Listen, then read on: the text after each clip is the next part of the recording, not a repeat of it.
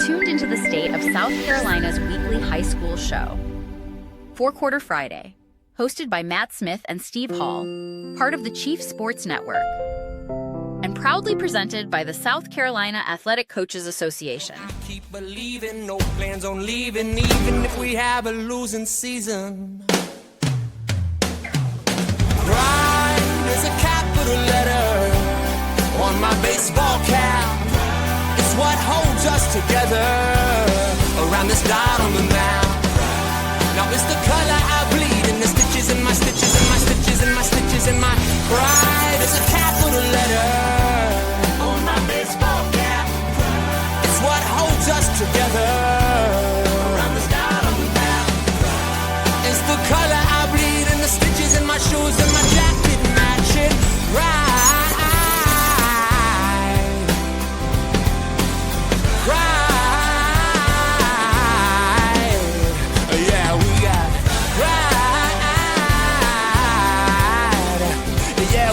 Pride.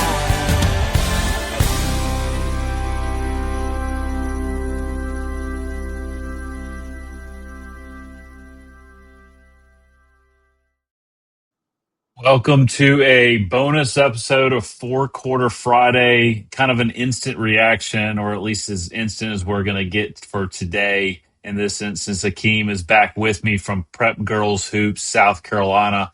And Akiem, you were just at the Carolina Classic game for the girls to kind of wrap up girls basketball for the 2025 and 2026 season. Talk about kind of the instant, your kind of first initial impressions of this game. We were talking off air and you mentioned that this was your first year going. Yeah, it was my first year going, and I'm really glad that I was able to get to this one in Dorman because it was very entertaining. If I remember correctly, they signed a deal where basically they're going to have this one as well as the next two Carolinas Classics at Dorman as well. So I'm definitely glad that I was able to get to this one, and it was a very entertaining game. It went into overtime. South Carolina won 109 to 107, I believe the final score was, over North Carolina. And just having an opportunity to look at the media guide, actually this number of points that South Carolina had scored was actually the highest number of points that was scored ever since they debuted the Carolina Classic. I believe it was in 1998. So definitely glad that I was able to get to, be able to get to that game and, have an opportunity to kind of, watch for one final time some of these, really great, seniors from both South and North Carolina. So definitely a great experience. Well, let me ask you about that actually, because are there any particular rules in play for this All-Star game that's different than your normal regular season? Because 109 and 106 points in girls basketball is quite a bit above the average. I think the only main rule that was kind of a takeaway was the fact that I believe they do a 3 minute overtime, whereas with typical high school games, I think the overtime is about 4 minutes. I think they also do a 10-minute halftime. But that was actually one of the takeaways that I came away from this game with because when you think about all-star games, it's a situation where, these games obviously are just exhibitions and you won't expect any defense played. There was a lot of defense that was played, and I think it's a situation that when one looks at the final score, they think, okay, it's a typical all-star game where there was no defense. This wasn't a matter of not of no defense being played. These kids are just that good. There's a reason as to why they were selected. So I think that's kind of the main thing that was one of the takeaways from that. I gotcha.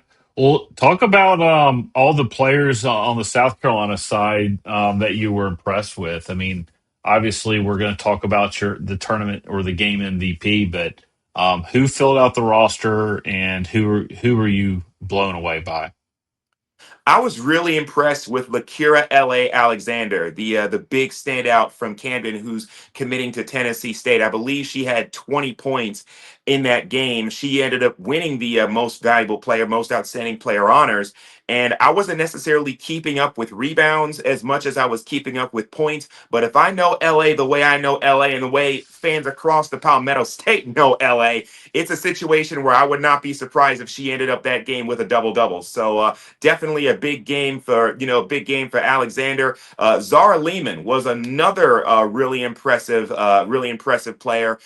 She's coming out of Malden, I believe. She had 17 points. She's a commit to Morgan State, but yeah, absolutely, she definitely impressed as well. Was really impressed with her toughness and her versatility, her ability to either shoot the three or play with her back to the basket as a big. So definitely big ups as well to Zara Lehman. Another that really stood out was Chase Thomas, the two-time state champion. By the way, Zara's also won a state championship with Malden, but Chase Thomas, the two-time back-to-back state champion from Blythewood, also had a very impressive game. She's a commit to South Carolina State, and she and Zara are very similar players in the way that, they can shoot the three, but they can also make things happen in the interior, as well as, being able to just be a really good rebounder as well. So all of those attributes are reasons why the Bengals won those state championships and why Chase is about to take her talents to SC State.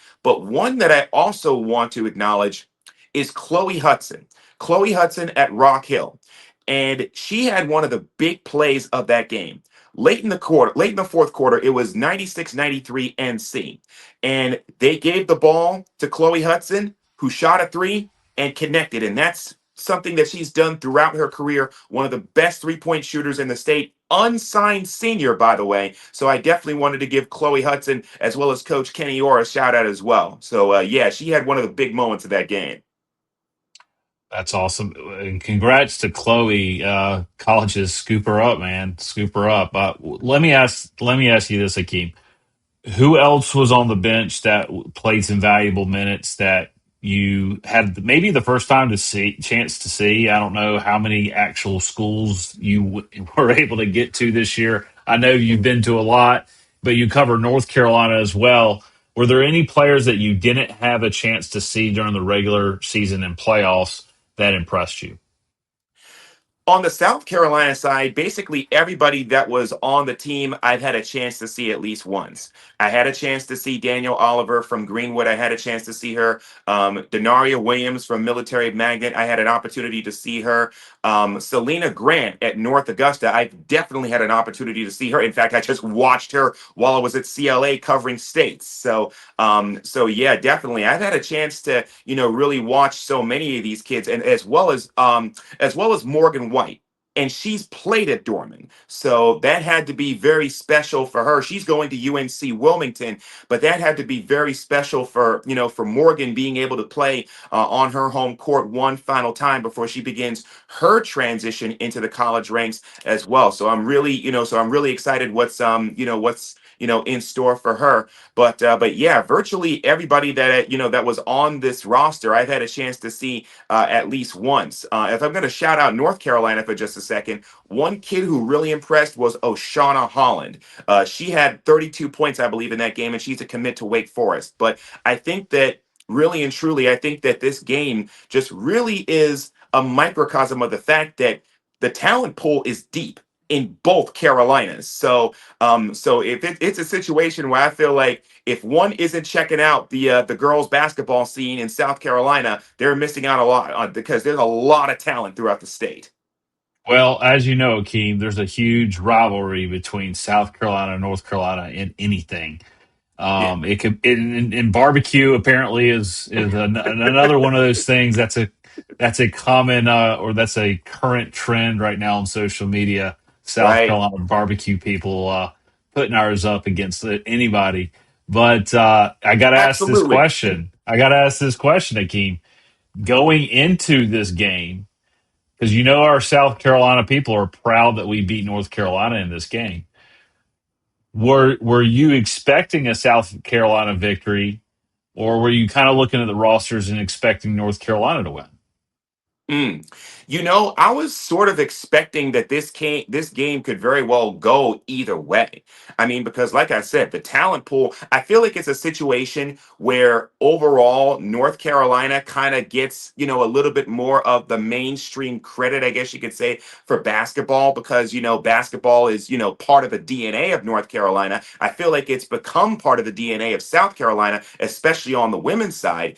But going into this game, I knew that the talent was deep on both sides. I knew North Carolina was going to bring their best seniors, South Carolina was going to bring their best seniors, and it was very back and forth. I believe after the first quarter, I think South Carolina had a 32-26 lead. Then North Carolina rallied back and it was 52-51, I believe, at the half. So that was a game that really, when you think about it, could have gone either way. And really and truly, it's a situation where I thought late in the fourth quarter, I thought we were going to be talking about another North Carolina win.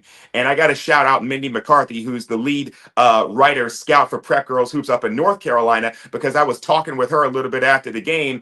And, it was a situation where I thought that she and NC were going to have some bragging rights after this. But like I said, that Chloe Hudson game tying three, and then, South Carolina just made the plays in the halftime in the overtime frame. So it could have gone either way, but it was very, very fun to watch firsthand. That's awesome, Akeem. All right, final question before we get you out of here on your Sunday. Appreciate you so much coming on. Y'all do such a great job over at Prep Girls Hoops. Final question, though. Who do you like in the real USC versus Southern Cal matchup on Monday? Do you got Dawn?